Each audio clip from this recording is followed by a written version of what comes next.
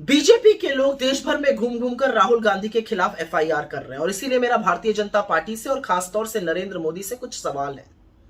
वो किसके लोग थे, वो किसके समर्थक थे, वो किस पार्टी के लीडर थे जिन्होंने पश्चिम बंगाल में पगड़ी पहने हुए एक सिख ऑफिसर को खालिस्तानी बताया था? नरेंद्र मोदी के।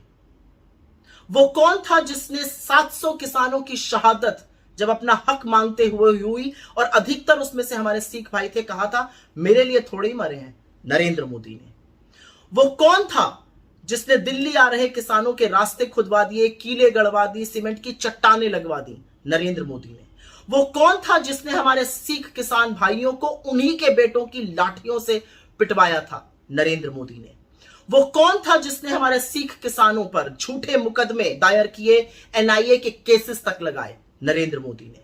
वो किसके लोग थे जो हमारे सिख किसान भाइयों को आतंकी, मवाली, गुंडा, पाकिस्तानी, खालिस्तानी तक कहते थे? नरेंद्र मोदी के।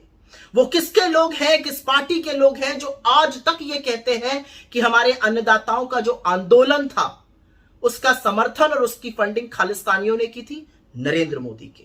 वो कौन था जब पंजाब से वापस आया तो कहा मैं अपनी जान बचाकर सुरक्षित वापस आ गया हूं? नरेंद्र मोदी ने यह कहा था। क्या आपने 3.5 करोड़ पंजाबियों को अपनी जान का दुश्मन माना था? क्या आपने उनकी अस्मिता पर सवाल नहीं उठाया था? राहुल गांधी के खिलाफ आपके जो एफआईआर हैं वो आपकी कुंठा जरूर दिखाता है।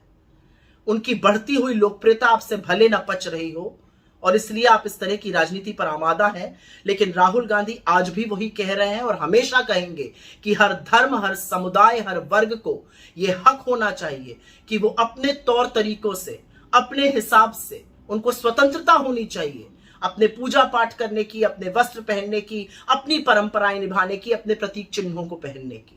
और यह बात इस देश का हर व्यक्ति समझता है, हमारे सिख समुदाय के लोग समझते हैं। आप कितने भी उनके बयानों को काट छाट कर प्रस्तुत करने की कोशिश करिए, राहुल गांधी ने न तब गलत कहा था और वो बार बार ये बात कहेंगे, क्योंकि इस देश में ये हक सबको मिलना चाहिए।